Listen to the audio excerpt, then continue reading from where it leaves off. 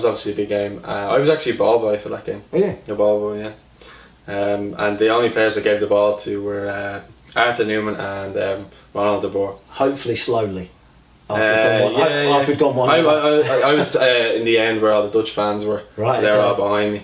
Yeah. But what a day that was.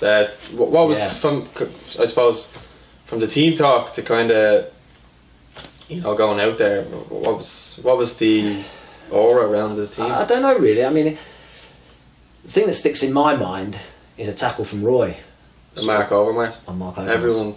Everyone sticks in my mind. It's probably as important as the goal. I think in a lot of Irish people's minds, that is the thing that I think it's they say that before they even mention the goal. Yeah. Like, firstly.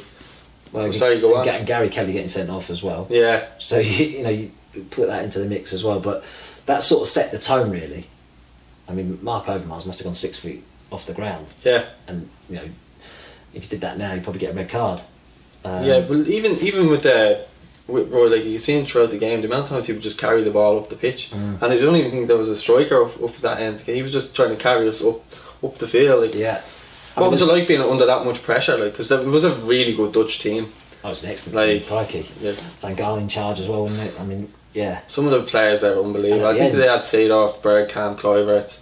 Well, at the end, there were 4 strikers on the pitch as well. Hasselbank came on, didn't he? So we were certainly under a bit of pressure, and we were indebted as well to Shea, making some. He was really good that day. Shea was brilliant. When he's on it like that, sometimes he was absolutely fantastic. Shea's a class act, yeah, class act. Even in the playoff, actually, against Iran, he made some unbelievable saves. I'm talking about the home game as well. I know away from home, so we were under a lot of pressure as well. But in the playoffs, he was amazing as well. He just I think if he gets an early save, he seems to.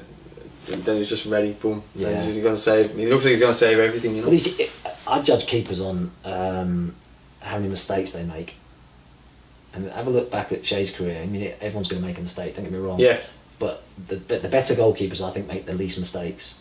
He doesn't make too many. So that's. If he does, he makes a joke about them like Dion Dublin. Well, he did in his book. Yeah. But because he seemed to be his own kind of worst enemy in his mind. Like I read his book, and he's very critical of himself. And he seemed to be a player, a leader too, though. I think a lot of players are. I think you're sort of more critical of yourself than anybody else. I think because you want to improve, you want to be better all the time, and to do that you have to analyse yourself and you have to be critical. I mean, my biggest critic was probably my dad. Me and my dad. Even if you had a good game, we'd sort of we'd that talk it over. My dad watched so many matches, but we'd talk things over. You could have done this, could have done that, and so. You're always looking at ways of improving all the time. I think a lot of players are the same. Yeah, well, that's the best professionals always will be. Just in terms of Jason McAteer's goal. Yeah. Like, what was the buzz like for you guys? Wow. Yeah. That's still like will go down. It's an iconic one of the biggest games in our history. Yeah. Iconic goal. I mean, great finish as well. Yeah. I can't remember him ever doing that again. I think my dad had the first goal scorer that day too, so he was pretty chuffed. Me and my brother were ball boys and got the winning docket then as well for first goal scorer. So. Yeah. No, I mean, I think it was Stephen who put the ball across, wasn't it? Yes, I think so. And it was a really good finish from Jason, and the celebrations then were pretty good. And I think you see the majority of the team there celebrating the goal as well, and that showed the closeness of the squad as well. Yeah, so you said that like the celebrations were running high and everything, but then I was watching a documentary and you can see there's a bit of a thing between Roy and Mick McCarthy. Was there something going on at the time in the kind of setup, or was that just one of them pictures that just looked like that? Yeah, I don't know. I never felt there was anything between the two. Often you get a feeling if there's a bit of animosity between a couple of people, you get a feeling for it, but I never felt that at all. I've seen the pictures myself. Because I wouldn't have thought at that time, well, I was only a kid at the time, but you wouldn't have really thought about it. And then I watched that back because it is all to do with like the 2002 World Cup and all.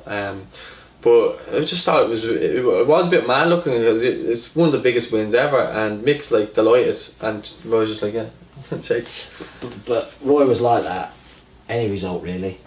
Was he? Yeah, I mean, I wasn't there. We drew 2-2 in Holland in that qualifying campaign. Yeah. And the lads were buzzing after the game.